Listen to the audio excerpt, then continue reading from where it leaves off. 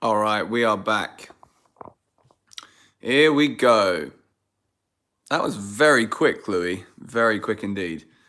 So, basically, it's bit of a nightmare was why has it done that?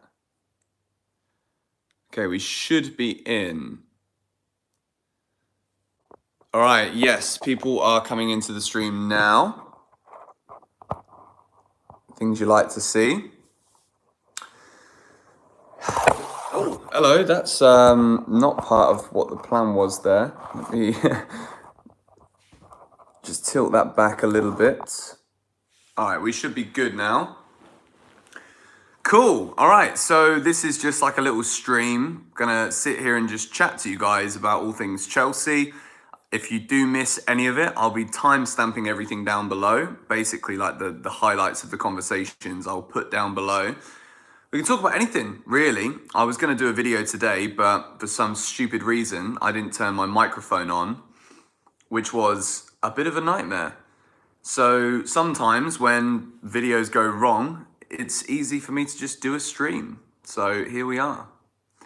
What are you guys saying? Let's talk about City. What do we think about that though? Because we could talk about the City that we saw yesterday. Hey, we've got a donation from Imran Hussein. Up dog. Thank you very much. I appreciate that. Not sure what up dog means, but appreciate the super chat. We've got super chat enabled. So let's start off then. Let's not go on too much about all the other nonsense. So Chelsea versus Manchester City is in 2 weeks' time. And if you'd have said to me 6 weeks ago that Chelsea fans could be quietly confident about going to the Etihad and getting a result, I'd have laughed at you. However, I also said, and those of you who have been following the channel for a while will know this, I did say 6 weeks ago that the next 6 games were winnable from Chelsea. If we look at it on paper, all of the 6 Premier League games we've just won, we should have won. And we've done that now. So you look at that, and then you look at City's form, there is a good reason why people like myself, Frank, Jody Morris, and everyone else could potentially be confident with this game. Shout out to Patrick Gill with the $2 donation. What's up, dog? I'm good, man. I'm actually a bit sad tonight. My girlfriend has just left me. Let me put this in context. She's not left me as in we've broken up. She's left to go back to Sweden. So she's gone back to Sweden for the next month, and then she'll be back here from like just before Christmas to live here with me permanently. So yeah, we've not broken up, just to clarify. That came out really wrong. But she literally left like half an hour ago, so slightly down, but what better way to get over your missus going back to her hometown than chatting to you lot about football. So, Max Morris, good question. We'll go back to Man City in a second. Am I going to be seeing any international games? I'm hoping to get tickets for England on Thursday. I'm trying to figure out how I could get a ticket for Kosovo on Monday next week. Even if I don't go in the England end, I want to just go to Kosovo, just to make like a sick travel football vlog. And then I might potentially be going to Sweden versus Faroe Islands on Monday. So there could be potentially 3 international match vlogs in the next week, maybe. I'm not 100% sure. The one that's most likely is probably England versus Montenegro. But Sweden, I think I might go to Stockholm on Monday to watch Sweden versus the Faroe Islands, because Sweden can qualify if they haven't already. I think they already have qualified, but it's the final game. So then, going back to Man City, obviously yesterday they were a bit unlucky due to VAR, the video assistant referee. But if you watched the game yesterday, City were still pretty good. Liverpool, even at 3-0, didn't look that confident going into that. I had my friend Reese here, who's a massive Liverpool fan. Shout out to Dan B for the donation. Thank you for the pound. You could just tell that even though it was 3-1, it wasn't really a 3-1 game, in my opinion. I think City was still very good, very dangerous. And particularly for Chelsea, when it comes to defending crosses and set pieces, you look at Kevin De Bruyne, probably the best crosser in world football, I'd say right now. That's going to be dangerous. Bernardo Silva's going to be huge as well. So in terms of how City can hurt Chelsea, that's flipping obvious. They've got world-class players all over the pitch. But it's Chelsea are in good form. Shout out to Imran again for another donation. What do I do when I go to Amsterdam? Well, certain things in Amsterdam you can do that you can't do in other places. So there you go. I also think it's just a beautiful place, actually. I have like a little routine whenever I go to Amsterdam. And often that involves missing football matches by accident. But I like to go for my coffee. I film my videos on the roof of my friend's boat. It's all pretty good. Am I going to the City game? Yes, I've got my 2 tickets here. Shout out to my boy Callum who sent them to me.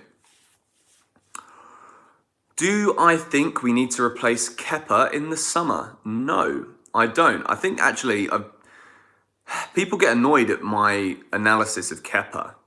But what I find really frustrating with Kepa is we know that he's a great keeper, but I don't think the amount of saves he's making compared to the amount of shots he's actually facing is good enough at this point to justify the price tag, which I know it's unfair because he doesn't personally dictate his price tag. It's clubs and agents and everything else. But I want to see more from Kepa, basically. And the second thing is urgency and quality of distribution, I also think needs to improve. But that being said, I'm only saying these things because I can see how good he can be. So if he was just a bang average Premier League goalkeeper, I wouldn't be so hard on him because there is like a very fine line with goalkeeping when it comes to either being a top class keeper or just a good goalkeeper. And I think from Kepa, we know what he can do and how he can be. And he has made some big saves, but I want to see it on more of a consistent basis, and I want to see his distribution improve a lot. Okay, that is a very interesting question from Ruben Cindercombe. How on earth are we going to fit Ruben Loftus-Cheek, Jorginho, Kovac and Kante in the same team, as Ruben deserves it, as he was fantastic at the end of last year? Shout out also to Rob Power for the €2 donation. I will go through my fully fit favourite lineup in a moment. How do we get all of those midfielders in the same team? It's flipping hard. And I know that is a diplomatic answer to the question, and I will try and answer it. But I think that we could potentially... How the hell do they all go in the same team? The only way I could feasibly think about it straight out the gate was playing Ruben as a striker, which isn't going to work because that doesn't benefit Ruben's best qualities. And also we've got Tammy Abraham, who scored 10 goals in 12 games, so that would be a ludicrous thing to think about.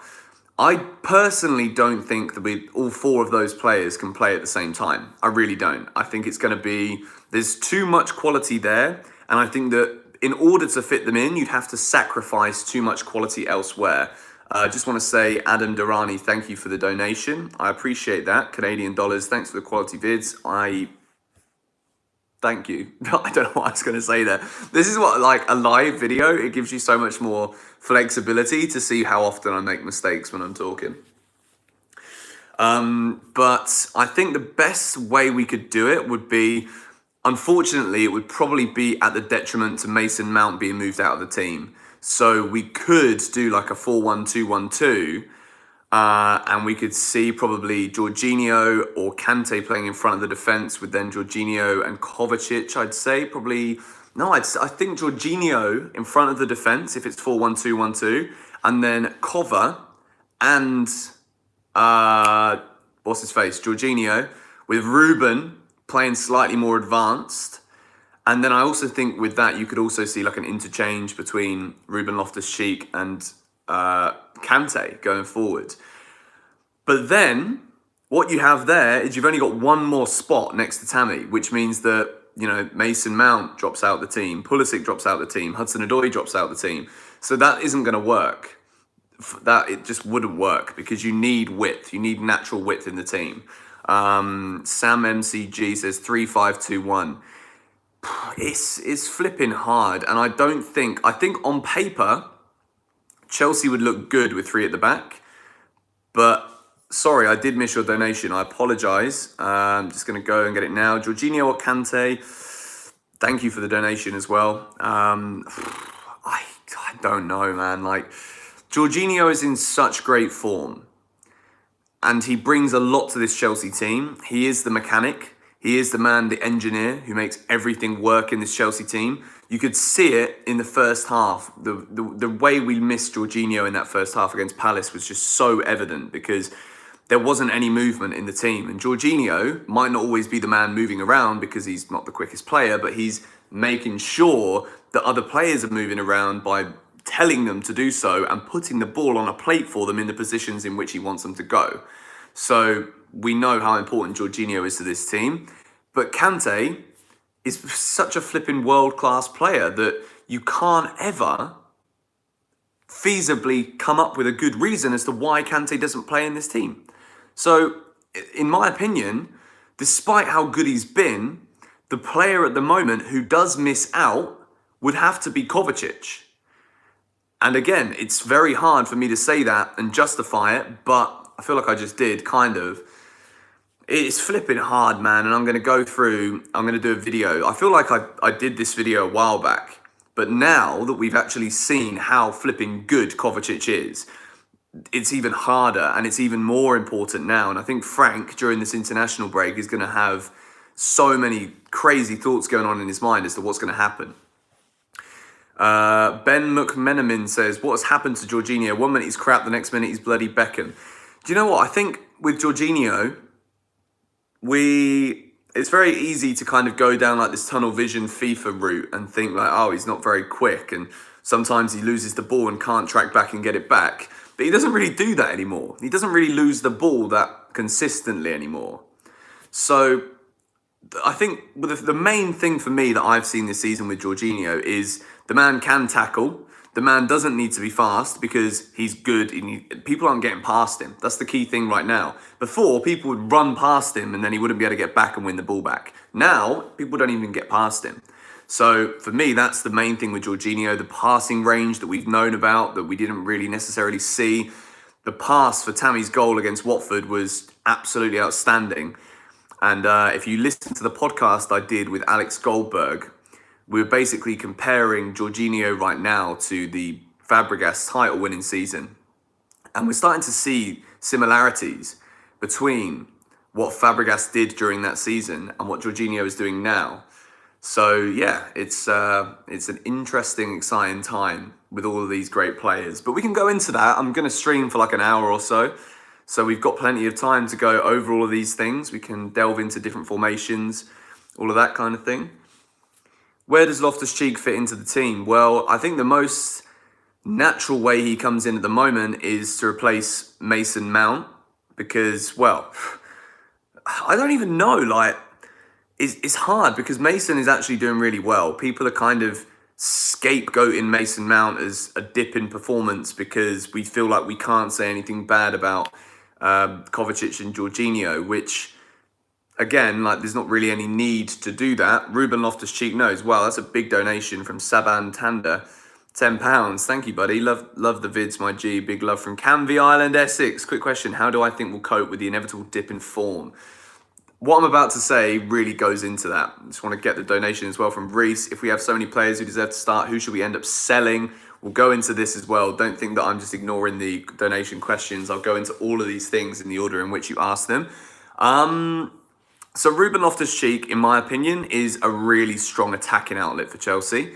Mason Mount has delivered some seriously brilliant attacking football from us, and I think that he is actually really essential for the press that we do to win the ball back. So, again, it's hard for me to sit here and come up with a good reason as to why Mason Mount drops out of this team. But Ruben, he's so brilliant physically. Like you can see it in his actual just physical stature. His build is perfect for this Chelsea team. He's strong, he's quick. But we've also got to remember that the injury that he's had is an injury where you can never be fully sure if he's going to come back the same player as he was before. It's a massive injury. It's something where we're probably not going to see the best of him until probably February or so next year. So in the meantime, when Mason Mount is doing so well, when Jorginho, Kovacic, even Kante, when he's been fit this season, has been doing so well, we need to be very patient with Ruben. I think we probably will see him play for us in December. He's not going to play but December we will see him play. But we need to be very patient, and I think that there is definitely going to be more changes to the regularity of the Chelsea starting 11 that Frank goes with as the season goes on. And as you guys have already asked me, we got transfer bans being uplifted potentially to talk about, so we can think about who we could potentially sell, who we could bring in. If we do bring in some big name players, what does that mean for the current crop of players that are starting? So Ruben will be in there somehow. Saban Tanda, let's go back to your donation question. How do I think we'll cope with the inevitable dip in form? You know what? It's hard because expectations with Chelsea as a whole is always that we're going to challenge for trophies. Chelsea always expect to be there or thereabouts when it comes to winning cups, winning Premier Leagues. Obviously in Europe, it's a lot more difficult. Last year, we won the only competition that we could have won in Europe. So we did the best that we could with the situation we're given. This year, there's no expectations to win the Champions League. We're just taking it like get out the group and see what we can do kind of thing. Whereas now, people are starting to look at what we're doing, and we've won 6 league games in a row. We're on a 7-game away from home winning streak. And people are starting to be like, right, okay, well, does that mean the expectations have changed at Chelsea now? And I think naturally they have, because if we were at the start of the season, we were saying like top 4 would be amazing. Now it's at the point where, okay, we've made such a great start to the season. We are X amount of points ahead of some of the other challengers for top 4 football.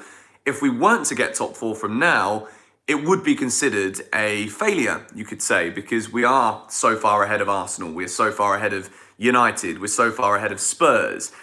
Realistically, no disrespect, I don't think Sheffield United will be 5th in the table come the end of the season.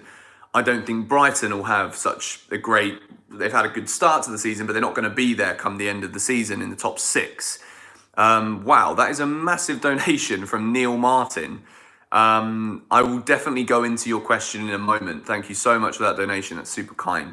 So in terms of how do we deal with this dip in form, we all as fans need to be aware that it will happen. We're not going to win every game this season, and anyone who thinks we will is foolish. So when we do lose a game, it's very important that we don't look at the starting 11 on that pitch and be like, well, these players can't play for Chelsea again because we won games when he played and now he's come in and we didn't win. You look at what happened, for example, at Burnley. I think that when Reece James came on against Burnley, we looked more solid. But then the statistics say that Reece James came on the pitch and we conceded 2 goals. So as Chelsea fans, we've got to be very careful with how we allow our expectations to change. Because, yeah, they are changing game by game. Every time we win a football match, they change because it's like you look up and you look down all the time in the Premier League. That's what's so good about it, because if you take away Liverpool right now, everyone else is so close, but there's still a gap actually starting to show between Leicester, Chelsea, City, and then the other teams that you expect to be challenging it, like flipping Tottenham, Man United, Arsenal. So the dip in form is going to come. We're not going to keep winning every single match for the rest of the season. If we do, then let's just flipping lap it up and never shut up about it. But it is going to happen where we stop winning football matches. It is going to happen where players put in bad games when they've put in 5 good games beforehand. And it's about how we manage those expectations week by week. But it's also okay for us to think that we can challenge for the title now. And my video tomorrow will be about the title race, and I'll go into it in a lot more detail. Big thank you again to Frankie Cunning. Do I think Reece James should start against City? Yes, I do. I will go into my lineup in a moment, but let me go back to Neil Martin's donation. How many goal contributions do I feel Pulisic needs to have to justify the massive price tag? Okay, I'll read out the rest of what your question was in a second. Straight away, Pulisic is exceeding his price tag right now. I think if you look at the price of players in football, and the impact that certain players have on certain clubs, despite people's questioning of Pulisic in the early stages of the season, in terms of goal contributions, he was still getting assists when he was on the pitch. Now, not only do we have assists on Pulisic's name, we've got goals on Pulisic's name as well. So 5 goals in his last 3 Premier League games. What's that? 10 goal contributions so far in a Chelsea shirt? That is phenomenal. And for me, if this is the average that we go by on Pulisic's Chelsea career, the guy is going to end up a Chelsea legend the same way that Eden Hazard did. So in terms of justifying the massive price tag, he's already doing that. So carry on doing what you're doing, mate, is what I say to Pulisic right now. And again, I think it all comes back to this like management of expectations thing that we mentioned. We shouldn't expect a goal every game, but if he keeps doing it, then great. We should expect Pulisic to contribute with assists, with goals. He's not always been a goal scorer in his career. We're actually probably seeing, in terms of like minutes played to goals, we're probably seeing Pulisic at his very best in his career so far, but he's very young. We've got to expect that there will be dips in form, and I guess it all kind of will always go back to that point. The second question for your donation, also, in what tactical situations do I think Pulisic would be better suited to the 10 than on the wing? So I think that Pulisic's best position is number 10. We see him on the left because Mason Mount has been doing so well in the middle. But the great thing about Pulisic playing on the left, and the great thing again, and this is how he complements Mason Mount so well, Mason Mount never stops running. So when Mason Mount doesn't stop running, it means that Mason can be covering on the left-hand side and offering us some width, whilst Pulisic comes in, collects the ball, dribbles into the box, and is available for a shooting opportunity. So tactically, the way that even Willian has started doing this so well as well, the way that Willian can come in inside and everyone can kind of move into the other's position so that defensive teams don't really know what they're dealing with. That is why Pulisic is so good, because even though probably his best football comes through the middle of the park, when he's out there on the wing, we've still got Mason in the middle. And when Pulisic's in the middle, we've got Mason out on the wing. So I think the flexibility that we have with those 3 players, particularly Willian as well, at the moment, it's massive for Chelsea. And I think it's the reason why we're creating so many great chances. So yeah, that's kind of... there's so many other like things I want to talk about tactically, and I'm actually going to spend a lot of time during this international break coming up with like some explanations for what we have already seen compared to what I want to see more of. Because although we're playing really well and we're winning every game, we're still not the finished article, which is the really exciting thing to think about. I mean, you look at Reece James, if I bring it back to Frankie Cunning's donation, thank you for the donation. It's Reece James has come into this team and he's taken it by storm. He's given an opportunity. Tilda, hi, I love you and I miss you too. 10 stops to Heathrow. You should have stayed. You shouldn't have gone. Even that, like Reece James is 19 years old. He comes into this Chelsea team and you can already see how much better we become when he's in the team, because he's quick, he can defend, he's smart, he's intelligent, and the way that Reece James crosses the ball, can we please see him on free kicks? Like, I want someone to clip this up right now and put it on Twitter, because I think we need to talk about this.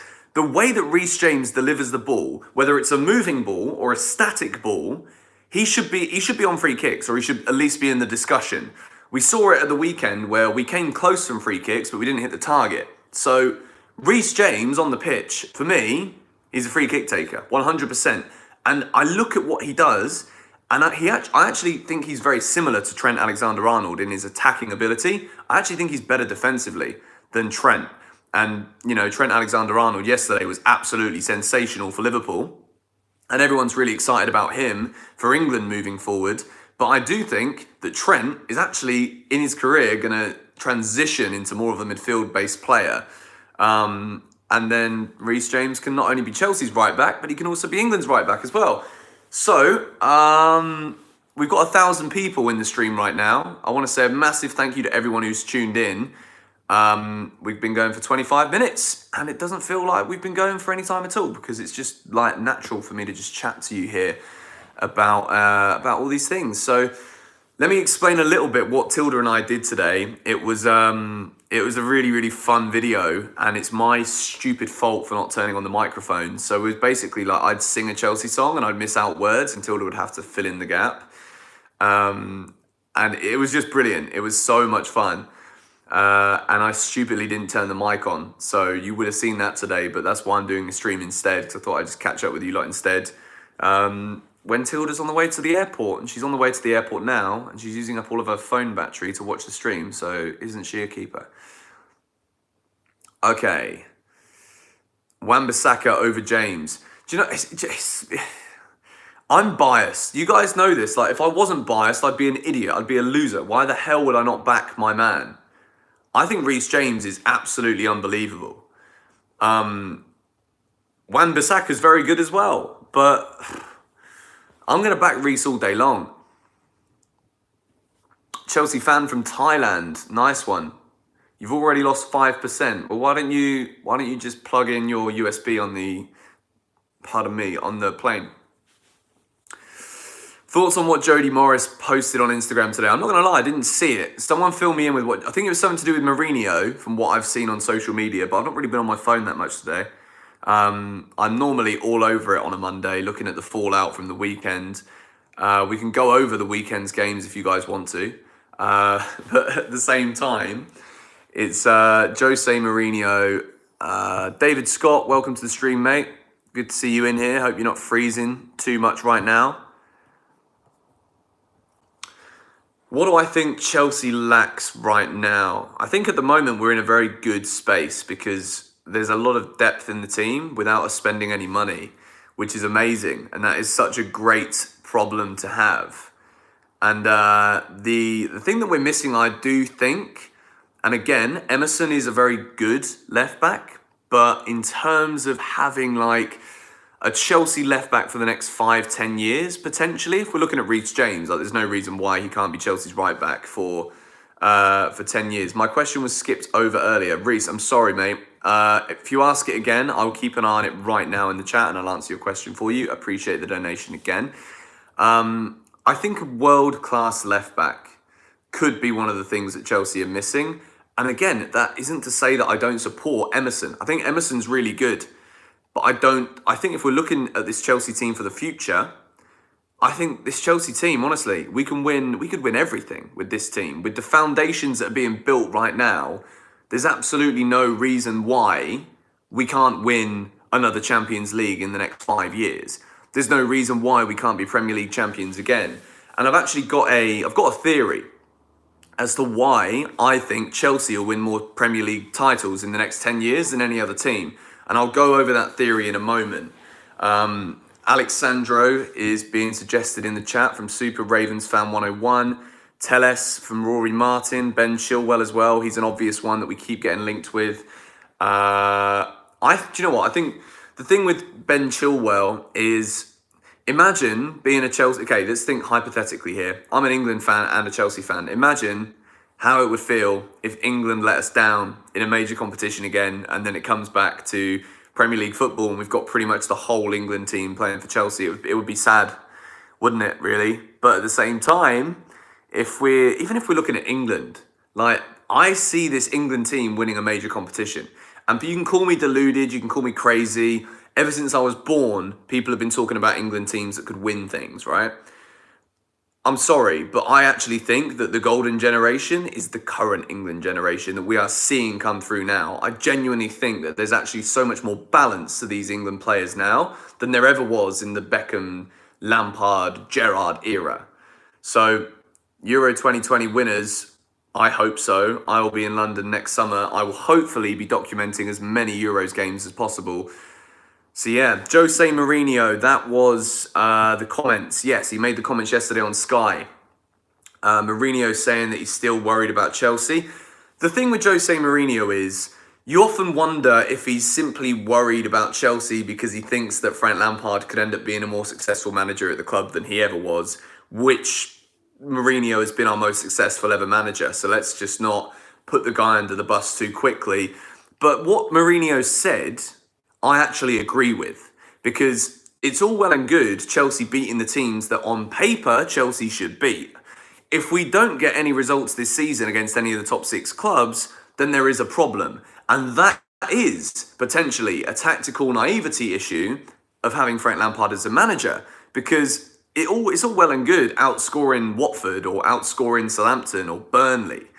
But if you go and you get absolutely humbled by Man United 4-0, or you get beat by Liverpool, and then we go to Tottenham, 2 of our next 6 games are away from home against 2 of our biggest rivals. Man City, who in the Premier League standings are probably one of our biggest rivals right now. And then Tottenham, who are just our biggest rivals every flipping day of the week. So, if we go to these 2 away games and get hammered, then there is a problem. And it is something that needs to be looked at, because the way that you go from being a really good team to being a successful and a great team is by beating your rivals and getting better results against the top 6 than they get against you. So if this Chelsea team want to go from being a top 4 side to a title contending side, we do need to get results against the big teams. And I think that Mourinho is right, because until we see results against the big teams, then we should be slightly worried that it's not going to happen as Chelsea fans. So, Reese, I've just seen your question. I've saved it up on the screen here. I didn't want to miss it. I didn't do it on purpose. Since we have so many players who deserve to start, who should we sell, in my opinion? Oh, this is a tough one. I think, again, I don't want this to come across as like propaganda against certain players, but I do think whilst he's still worth something as an English player, we should probably sell Ross Barkley. I don't think that Ross Barkley is going to ever really hit the right notes at Chelsea. I think he's a good Premier League player, but compared to Kovacic, Jorginho, Kante, Ruben, Mason, I don't think he is as good as those players. And if you're looking at a player who, again, Chelsea don't necessarily need to sell players to balance the books. It's not something we need to prioritise right now. But if we did want to make some money on someone, Barkley would be a player that we could sell and make a profit on. So that's an obvious one. We need to get rid of Danny Drinkwater as soon as possible. That man does not justify 120 grand a week. He's gone on loan to Burnley and has spent more time trying to hit up flipping girlfriends of other football players than playing football, getting beaten up in nightclubs. Not that I'm an advocate for that whatsoever, and I'm not saying he deserves that, but his priorities are clearly not straight right now. And then you've also got Marcus Alonso, who, even though I've really loved Alonso over the years, I do think that he isn't good enough in the long run for this Chelsea team. So Marcus Alonso is a very, very useful wing-back. And if you look at Antonio Conte is supposedly interested in bringing him to Inter Milan, we could get 30 million, 35 million for Alonso. And that would be brilliant for Chelsea, to actually get that kind of cash for a player who isn't the number 1 left back. And I think realistically, even if we weren't to buy another left back, I would say that playing with 4 at the back means he's probably the 3rd choice. If Emerson's number 1, and then Azpilicueta moving over to left back because Reece James takes over the right back role is number 2. I think Alonso offers something if he's playing as a wing back, but as a left back, I can't see it. So, Reece, in order to answer your question, I think the 3 players in particular that we could cash in on right now, who would actually be able to make us some money that's actually worth talking about, Ross Barkley, Marcus Alonso, Danny Drinkwater. You could probably get 10 mil for him if we're lucky. And it's, sometimes Chelsea are really good at making money for players, but, sometimes you have to take the L, as it says, or as it comes in. James Maddison to Chelsea. Nah, do you know what? I feel like, and again, he's a great player. I think James Maddison's a brilliant player, but I think Ruben's a better player.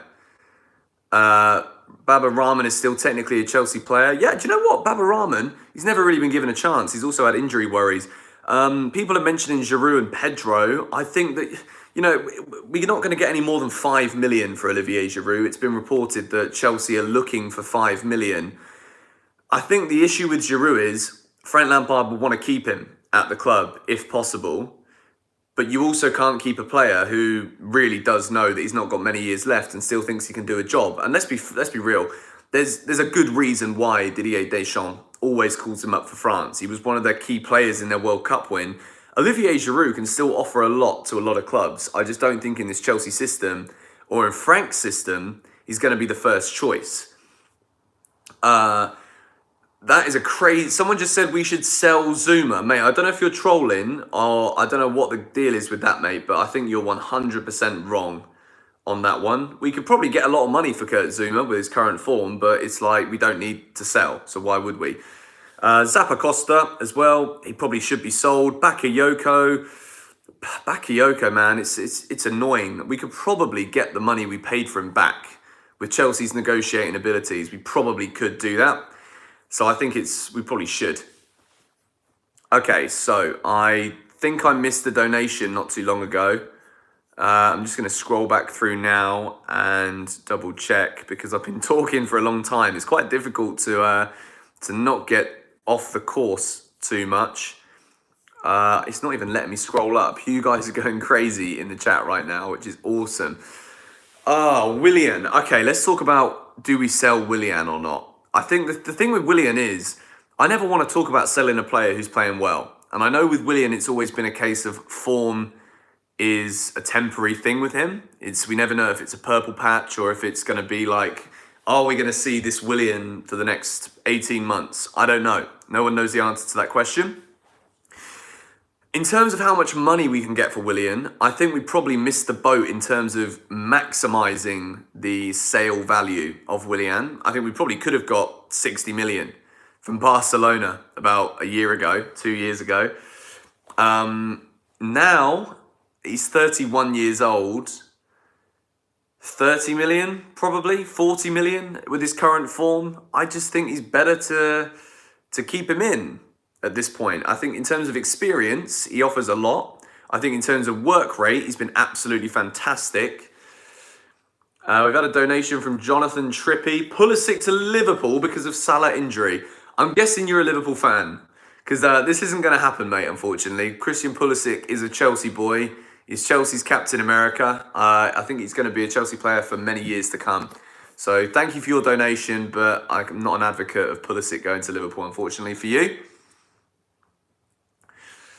Okay, let me just, there's been some comments coming through. Guys, if you try not to copy and paste the comments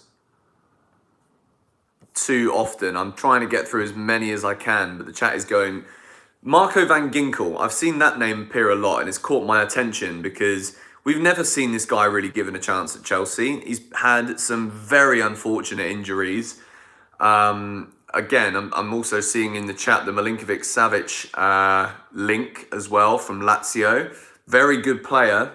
And I will be addressing this in a video this week. There's just been another donation, and I can't say your name. Nguyen Hoi Min, do I think we actually need Jadon Sancho? I don't think we desperately need Jadon Sancho. At the moment, Chelsea are in a blessed position where our bank balance is really flipping good. And we can afford to go out and splash some serious money on some really good quality players. And again, we bring it back to this whole like trying to build the pretty much entire England team into this setup. I don't think at this point we need Jadon Sancho. I really don't. I'd like him to be there. And it's one of those things where I don't think we should be priced out of Sancho because Dortmund know that Premier League clubs are going to be knocking on the door for Jadon Sancho. Probably even like a Real Madrid or a Barcelona will probably be knocking on the door for Jadon Sancho because it's an exciting, marketable player. And I would love to see Jadon Sancho, Mason Mount, Hudson-Odoi, Tammy Abraham. But then even when you have these conversations of like, oh, I would like to see it, the list of players I want to see goes on and on and on. Like, I want to see Pulisic having a long career at Chelsea. I want to see Ruben finally getting his permanent role as one of the main men in this Chelsea team. So, you know, I don't think we need Jadon Sancho, but it's one of those where it'd be nice, and if it happens, I'll be over the moon. But I'm not gonna lose any sleep if he goes somewhere else. Put it that way. Zahir Ali says, do I think we need to sell Kante? No, like absolutely not. I've heard some rumours going around that Liverpool want to buy N'Golo Kante, which doesn't surprise me. I think every team in the world would want to buy N'Golo Kante. Real Madrid is another one, but Kante's also come out and said himself in the last couple of days that he's got his Chelsea contract until 2023, and he doesn't see anything changing in that right now. And he said potentially that he could see himself ending his career at Chelsea, which would be incredible because I think that since he's come in, he's been one of our best players. He's been one of the best midfielders in the Prem, one of the best in the world. So, yeah, I think N'Golo Kante staying at Chelsea is something that I will endorse and forever. I think he's just such a top man as well. Like, he's just a nice guy. And even fans of opposition clubs, they love him. Donation from Rafat Benitez of 20 krona. Thank you for that. Liverpool or City? In what context is that question? Like, who do I like more? Who do I think is going to win the league? I think Liverpool will probably win the league. But, you know, I'm a Chelsea fan. Liverpool aren't my favourites. I'm not going to lie. I don't dislike Liverpool as much as a lot of Chelsea fans do.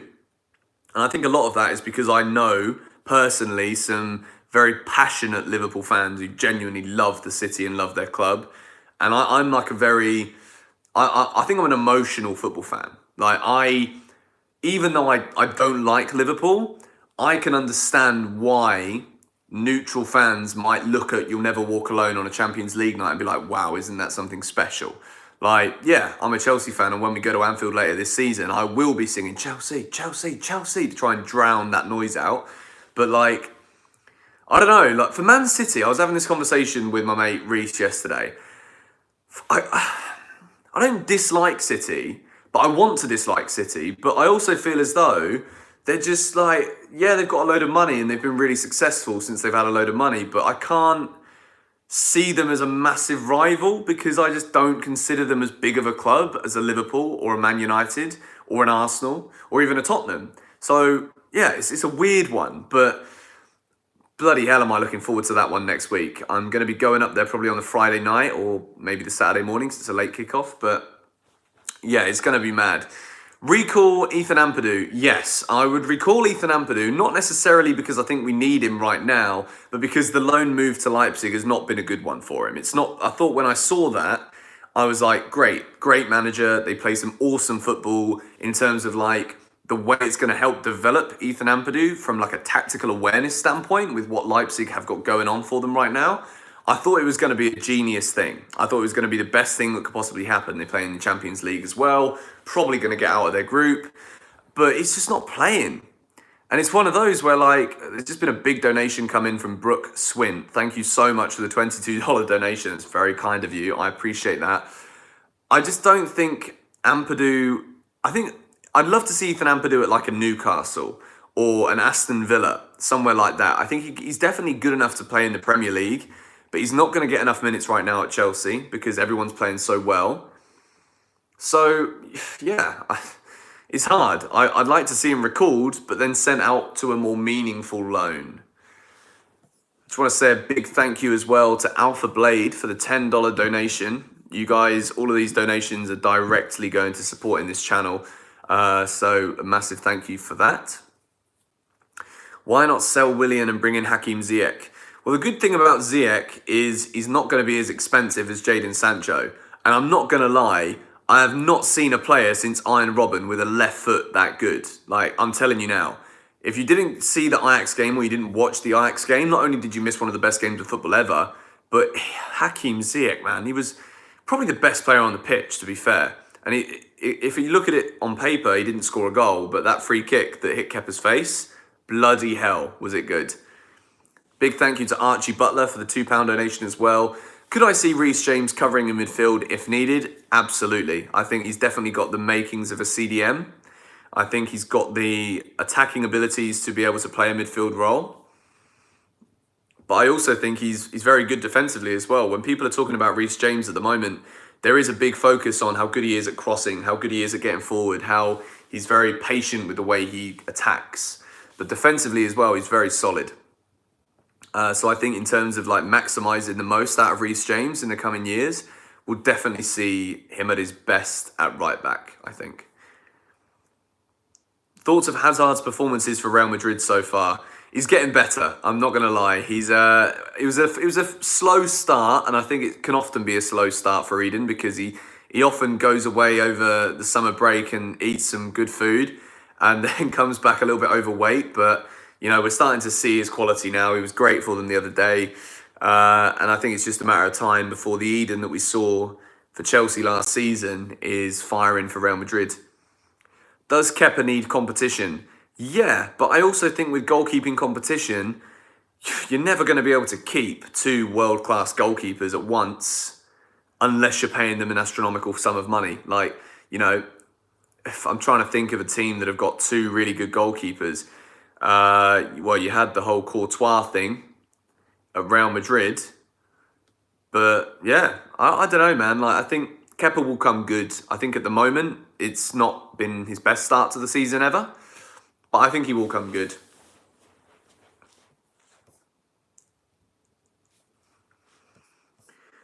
Okay, so I'm just trying to keep up with some of these questions. Hamza says batsman needs more minutes. Do you know what? I think the thing with Mishi is, I think even Mishi Batshuayi knows himself that he is actually a better footballer when he can make an impact later in the game. I think as a starting striker, there are some elements of his game that just aren't consistent enough for him to be able to warrant a starting place in this Chelsea team. That being said as well, Tammy Abraham is the second top goal scorer in the Premier League. Like, you can't just take him out because we think Mishi Batshuayi needs more minutes. But I also think that Mishi off the bench is such a big threat for Chelsea. And at the weekend, when he came on against Palace, he got the assist, although it won't really go down as an assist because it took a deflection, blah, blah, blah. But, like, he does change the game for Chelsea when he comes on, but I don't think he can do that consistently for 90 minutes when he starts. So, at the moment, I think that unless Mishi Batshuayi is desperate to play 90 minutes a week, in which case it's probably best for him to leave, I think right now, he's offering a lot to this Chelsea team the way he's doing it off the bench. And I think that's good enough for me. Like, I'm happy with that. But it's the same with any striker. Strikers love scoring goals, and it's common sense. You can only score goals if you're on the pitch. So, for Mishi to score more goals, he's gonna need to be on the pitch more. Yes, Jan the Vegetable Man with the donation. Thank you very much, mate. Just how handsome is Jan from Football Therapy? I mean, if you've not seen the t-shirt yet, I've not worn it for a while. I might have to wear it once again this week. He's a handsome fella. I'm not gonna lie. Football Therapy is a little bit of therapy everyone needs in their life. Everyone says that at some stage in your life, everyone could benefit from a bit of therapy. And if you don't want to pay for private healthcare, Football Therapy is free. So head over to his channel, subscribe, do all of that fun stuff. There was another donation just now as well from Frankie Cunning, another £2. Do I see Callum Hudson-Odoi not getting a start at all over Pulisic? So at Chelsea right now, Frank is picking the team based off of who's playing well. Hudson-Odoi he's been good, but he's not been lighting things up with crazy fireworks, realistically. Overall, he's been good, but it's not like... Pulisic's been great in recent weeks. So I do think that right now, it is justifiable having Christian Pulisic starting the games over Hudson-Odoi. You've also got to remember, Hudson-Odoi had an Achilles injury. It's a nasty one, and it's one that can actually be a long-term struggle for him to ever regain the sharpness. And I think that what the problem is with Callum at the moment, he looks nervous. And I've said this a few times. He doesn't look fearless when he's running at defenders. And that's so natural. Having had such a big injury, it's going to take him time to get that electric sharpness back. And it might be a case of his game needs to adapt ever so slightly as a result of not being able to get that sharpness back. So we've got to be patient with Callum. I think he knows he's got all the ability in the world and he knows he can go to the top of the game. As Chelsea fans, we probably shouldn't worry about Hudson-Odoi right now. He will get his minutes. Seeing a lot of people talk about Koulibaly in the chat. Great player, but he's a bit old. Do you know what I mean? I think that the money we'd have to spend to get him in, it's not worth it. When we've got Tomori doing such a great job, when we've got Zuma doing such a great job. We've got to remember, we've got Rudiger, who's been our best defender since he came into the club. He's still yet to come back.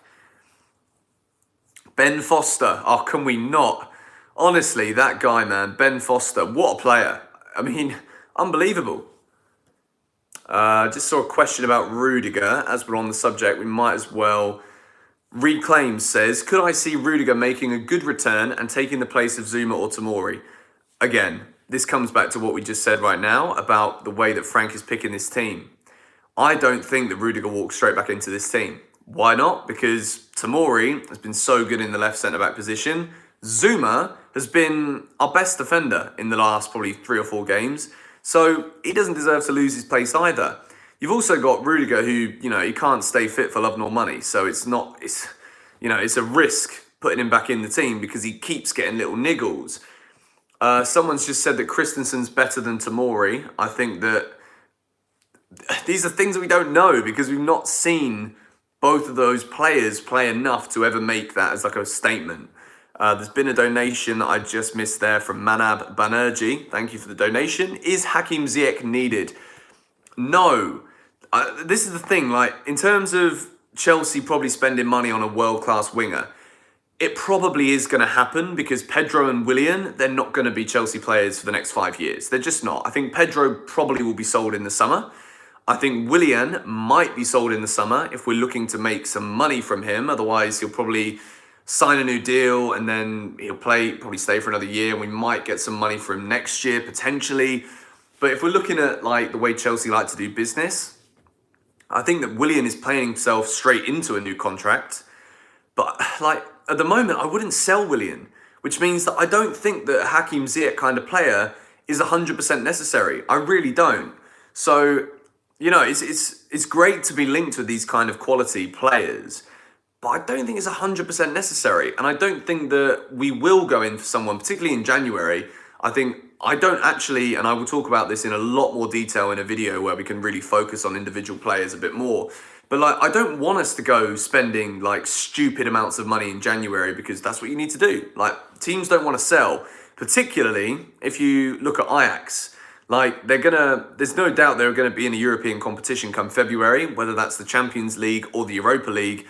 Ajax are going to be competing in the Champions League, probably. Let's just say that Chelsea and Ajax are the teams that go through from our group. Like, Ajax aren't going to want to sell Ziyech. And if you look at the way they're playing, like, I wouldn't want to leave Ajax. If I was a player right now with the importance and the way he's influencing their team like Hakim Ziyech is at Ajax, I wouldn't want to be leaving to go to a team where you might not play. Like, Ziyech might not get a start in this Chelsea team with the way that Pulisic's playing, the way that Willian's currently playing, the way that Mason's playing, the way that Hudson-Odoi, we know he can play. Like, for a player like Hakim Ziyech, he's not the youngest, but he's still young. Like, he's playing some brilliant football at Ajax right now, and I certainly wouldn't rush out of the club if I was him, unless you're guaranteed a starting place. And I don't think Chelsea's the place for that right now.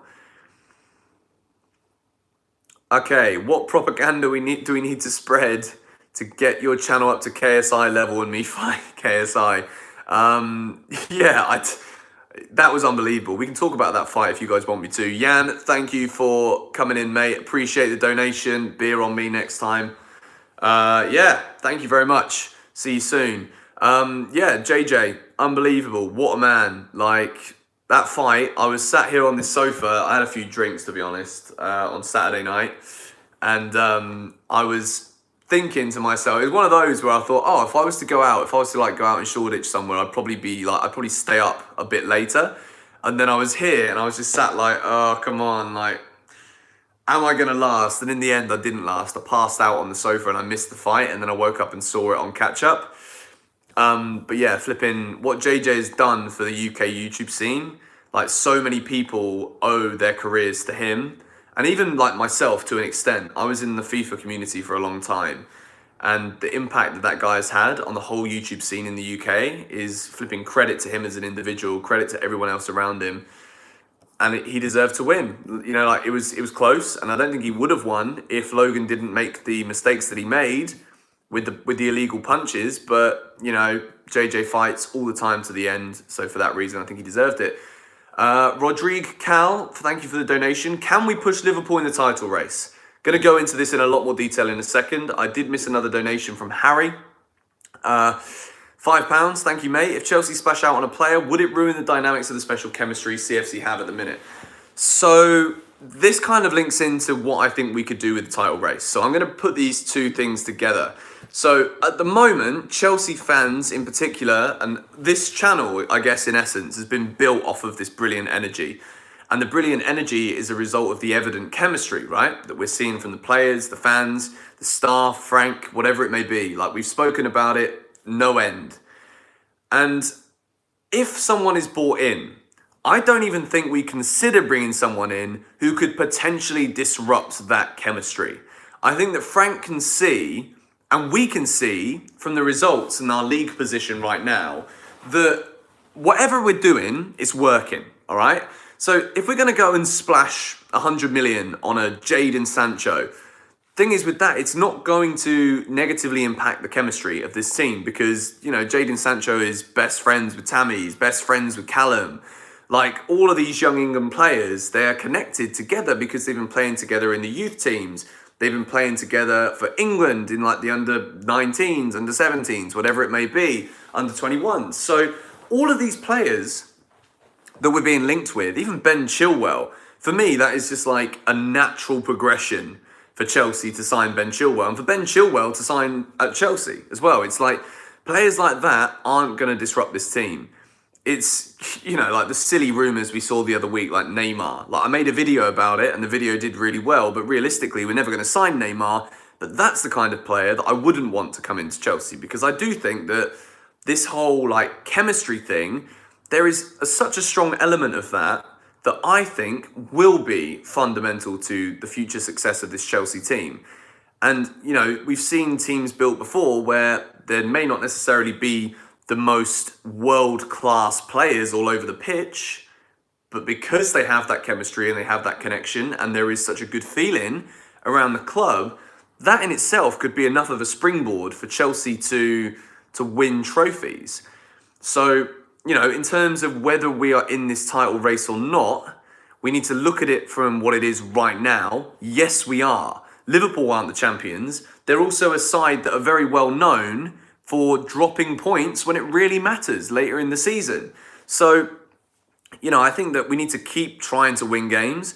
I think if we beat Manchester City, and this is a big if Chelsea beat Man City at the Etihad, we are in the title race. There's absolutely no denying that because Liverpool will drop points. It is inevitable, whether that is drawing matches, they might go unbeaten, or losing games. You know, Liverpool have got Palace up next, and that's not an easy one whatsoever. Palace have been their bogey team.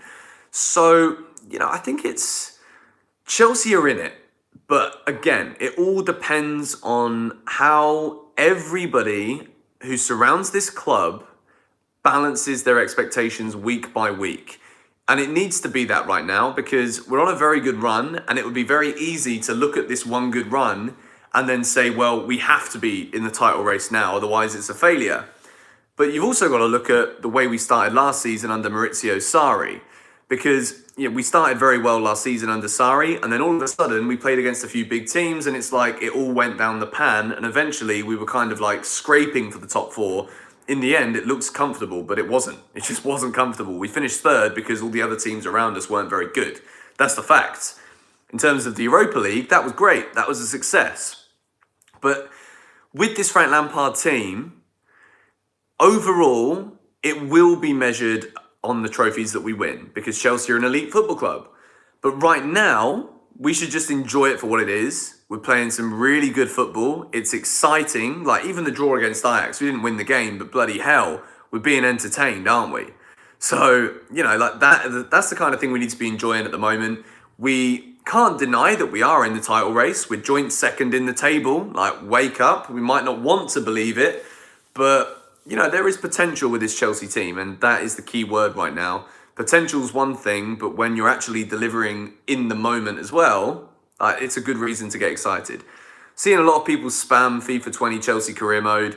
There were so many issues with my career mode, and like career mode in general was so broken that I actually stopped posting it, which I apologize about, but I will try, and I want to stream. Like, would you guys tune in for streams if I was to stream Chelsea career mode and Ultimate Team stuff? Because making videos about it, it kind of like deviates the way the channel goes. I don't want the channel to be known as a gaming channel. I want this to be a football channel and a Chelsea channel. But I could always stream. Like, you know, the streaming's not the hardest thing in the world. So, all right, you guys seem interested in that. Okay, I'm going to try. This week, I'm going to try and set up a stream. Because I literally play FIFA a lot at the moment. My pack luck is flipping unreal. I opened like 4 50k packs the other day, and I flipping got Neymar in the first one. Then I had 2 Tammy Abrahams in a row. Then I got Alisson, And then I got flipping Benzema in the same pack as Alisson. I was like, what is this? Or alternatively, I could always like make my main channel a gaming channel again. I could do that. I don't know. Because yeah, that's the thing. Like, I want this channel to be a football channel. I don't want this to be known as like a gaming thing. So yeah, I don't know. I'm gonna speak to my team of people that I work with and see what they say about that. Because I might just do gaming videos again on my George Benson travel channel, because I'm not gonna go back to traveling full time because I'm too invested in the football right now. Yeah, that's just a bit of personal stuff for you guys there. Someone said about Alexander Golovin from Monaco. I'm not interested. He's a good player, but he's not the kind of player that I want at Chelsea right now, personally. Someone's just said, Vlad has said, it seems for me that Tammy caught a star too early. Just look on his celebration on last match, pretty narcissistic. I guess he also does not feel enough competency. What do I think? Do you know what? I wouldn't say that Tammy's celebration was a narcissistic celebration. I think that what you saw from Tammy in his celebration at the weekend was the man's been under pressure, and the only way to answer the pressure as a striker is to score goals. And Tammy knows that. Tammy always has known that he will be expected to score goals if he is to remain Chelsea's #1 striker. And over the years, Chelsea have been blessed with some top-class strikers. Didier Drogba's the obvious one. So we've also been blessed to have some awful strikers in the team as well. So Tammy Abraham knows that he does need to keep firing goals in to be considered in form and for the fans to remain happy with him. So I wouldn't say it's a case of Tammy has caught a star too early and is therefore a narcissist because of his celebration for 1 goal against Crystal Palace. I think that you could just see that Tammy knows the expectations of him now, after what we've seen, are higher. So I don't think that he became too competent. I think that what we saw from Tammy when he wasn't scoring was different elements to his game that are actually really good for this Chelsea team. The hold-up play, the fight, the aggression, that is really important. And if you look at what Drogba was so good at for Chelsea, it wasn't always bagging 25 goals a season. It was the input that he had and the impact that he had on other players around him, the way he held up the ball. Like, I've never seen a player turn a defender the way that Didier Drogba turned Carlos Puyol, the way that he turned Jamie Carragher to score those incredible goals in the Champions League. Like, Didier Drogba and Tammy Abraham, there are similarities there. And it's not just because Tammy is now Chelsea's striker and Didier Drogba was Chelsea's best ever striker, in my opinion. Like, there is genuine comparison between those two players. And a lot of that is down to temperament as well as physicality. I think Tammy, again, like, we can see he's strong, he's tall, he's good in the air, blah, blah, blah, blah, blah. But yeah, I've just seen Dave come in there with a comment saying Diego Costa was physical as well. Yeah, absolutely. And that has been like the fight and aggression that we see in players like Diego Costa. We're seeing it in Tammy. And for me, yeah, the 10 goals are absolutely brilliant. But the thing that I'm the most impressed with about Tammy Abraham is that aggression, that frustration when he doesn't score. The way that when we score a goal, he's literally like punching the air and you can see on his face what it means to him when his mates are scoring goals. So yeah, we don't need to worry about Tammy. I don't think it's a case of, you know, he's got a bit too competent and confident, overconfident, you could say, narcissistic, like all of these words.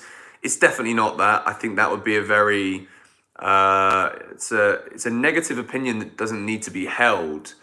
If Tammy Abraham turns around and is like swearing at Chelsea fans like Granit Xhaka did when he walks off the pitch when he's being substituted in a game that he's not scored, then yeah, maybe we need to say like, hold up a minute, mate, like don't be a bit too big for your boots. But yeah, I think there's nothing to worry about with Tammy. We've just had a donation from Mr. Martin from Norway. Thank you for that. Should we sign Erling Braut Haaland? Can't really pronounce his name, but I know exactly who you mean. It is the man who has scored 25 odd goals, is it? Or something daft for Salzburg, Red Bull Salzburg.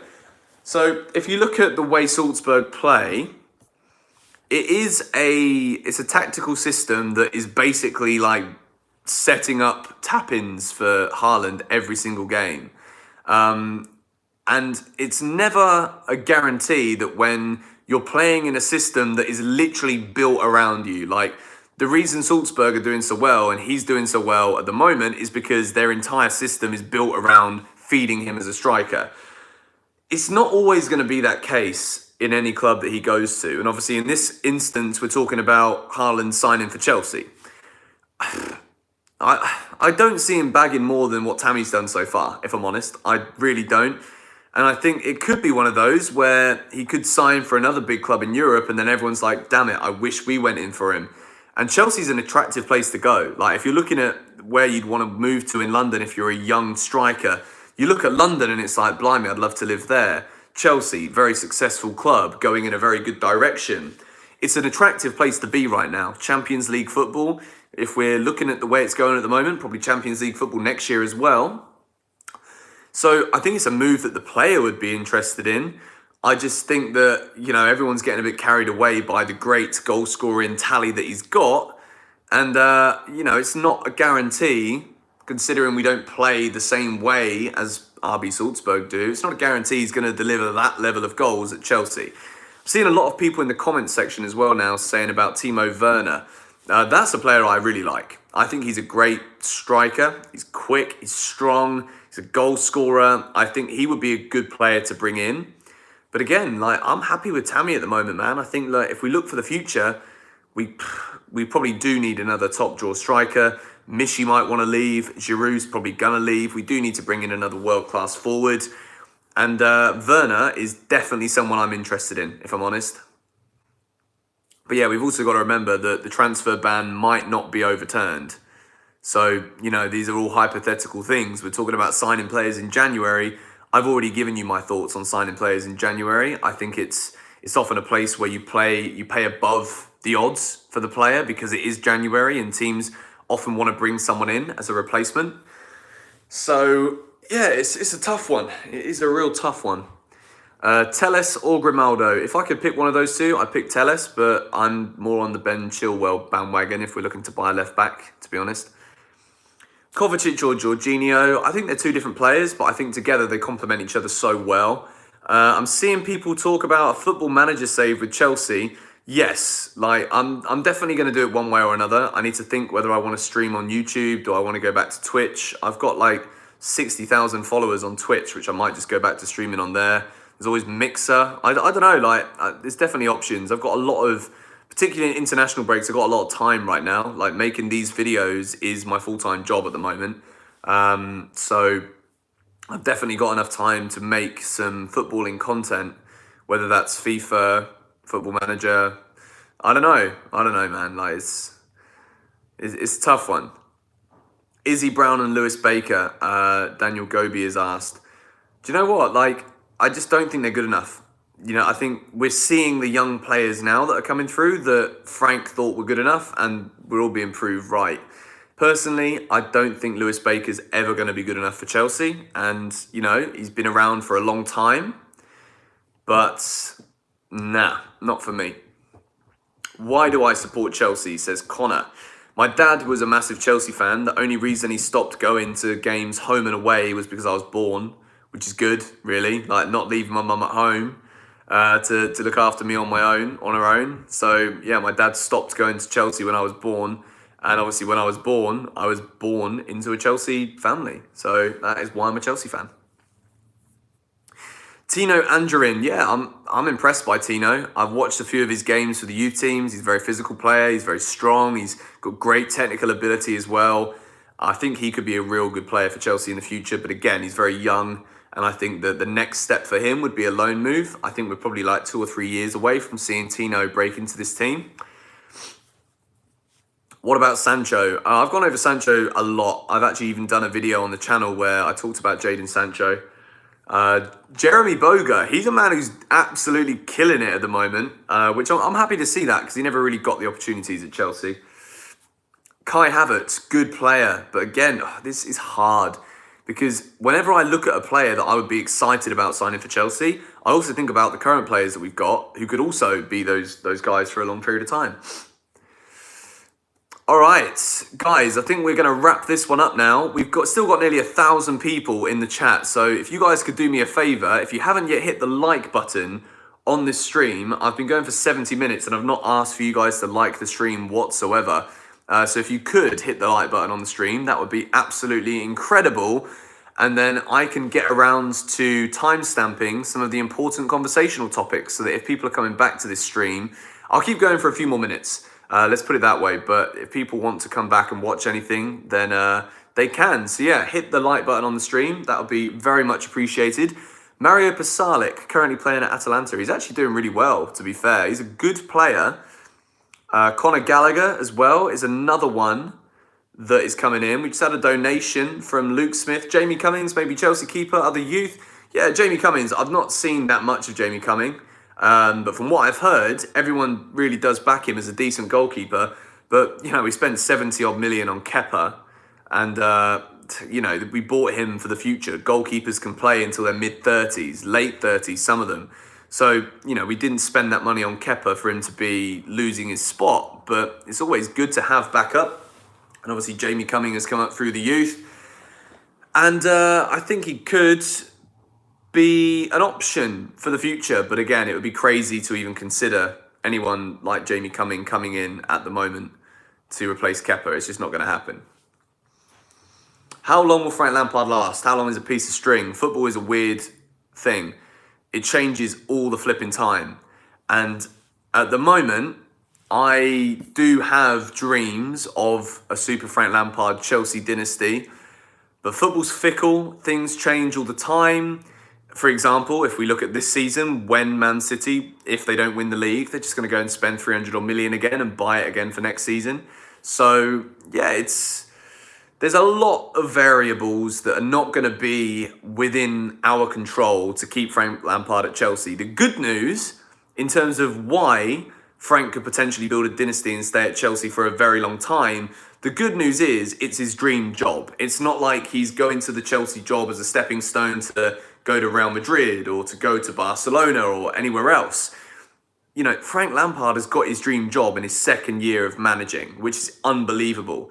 And I think that he would want to have a long career as Chelsea manager. And like, even the thought of it now, like you can probably tell from my face, like it makes me happy to think like potentially we could see Frank Lampard as Chelsea manager for many years. And I think in terms of the potential, there's definitely more potential than any other manager we've had since Mourinho in 2005 for a manager to build a dynasty. I thought that Antonio Conte could have been that guy, but things went sour. Like that's what I'm saying. Like football changes all the flipping time. Sometimes it changes within your club. Sometimes it's the other competition that change, and then you're not able to adapt in order to combat that. Like it's tough. You just had 2 more donations. Thank you to Sylvester Scott for the $2. I don't know why I'm thinking of ending this stream. I'm actually really enjoying this. I've got no reason to end it. I can go and cook dinner in like half an hour. Also, Jorgen 1990, thank you for the donation as well. Which trophy can we win this season realistically? Do you know, I'm a massive advocate of the FA Cup. I think it's a massive competition. It's one that I always want to win. And I think the FA Cup is something that, if we're looking at bringing through youngsters as well, giving people game time, like look at Billy Gilmore. Like Billy must be absolutely relishing the thought of minutes in the FA Cup this season. So I'd love to see us go for the FA Cup. I think, you know, the Premier League, when I don't think we're going to win it. I'm not going to sit here and say like, oh, yeah, we're going to win it. I don't think we will. I think Liverpool will win it dream. But I've said it before, and, you know, people think I'm stupid, but all you got to do is get a fortunate last 16 draw in the Champions League, and then you never know. Like, you never ever know what could happen. So, yeah, I think realistically, we should definitely go for the FA Cup this season. I think it's a trophy I love, and the FA Cup final is always a special day. So, yeah, I think realistically, the FA Cup is our best option at a trophy this year, but I'm keeping my options open as best as I can. Yes, Tilly, I'm still live. Couple of donations that I've missed. I will go through them now if I can. Thank you, Benny Hill, for the £2 donation. Thank you, Superman13112 for the 99 cents donation. And Aritra Chakraborty, Chilwell, Ousmane Dembele, Sancho, Koulibaly, summer target. I'd agree with Chilwell. I don't think Dembele is a good option for us. He's a great player, but we're going to have to spend in excess of 100 million to get him. Sancho, again, probably will have to spend in excess of 100 million, but I think it's just the idea of it I really like. And again, with Sancho, we're talking about a conversation of potential. So I would get excited about that. And then Koulibaly, I think that Chelsea need to try and make do with the defenders we've got. Maybe we can go in for a world-class centre-back, but I don't know, Koulibaly is certainly a world-class centre-back, but I don't know. I'm not fully convinced about it, to be fair. Okay, don't you think we need a left-footed right winger? Well, I think Hakim Ziyech, maybe. I don't know. Didier Drogba is Chelsea's co-coach. I think there's been a lot of talk about Didier Drogba potentially coming into some kind of role at Chelsea. There's definitely potential there. Seattle Sounders won. Yes, they did. I was very, very happy about that yesterday. I'm a big fan of Seattle Sounders ever since I went there in 2015. All right, guys, I'm actually going to wrap up the stream now. I'm starving, and Tilda just sent me a message. She needs my help with something at the airport. So just want to say a massive thank you to everybody who's been here. We've had, for the majority of the stream, we've been over 1,000 viewers, which is immense.